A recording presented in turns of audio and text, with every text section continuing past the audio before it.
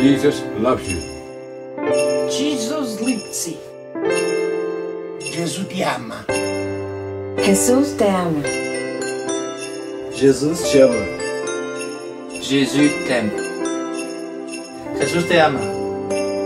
Jesus ama-te.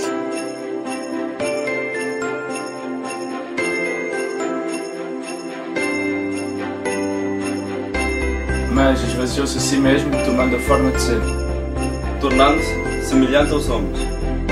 E achado na forma de homem, humilhou-se a si mesmo, tornando-se obediente até a morte. E morto na cruz.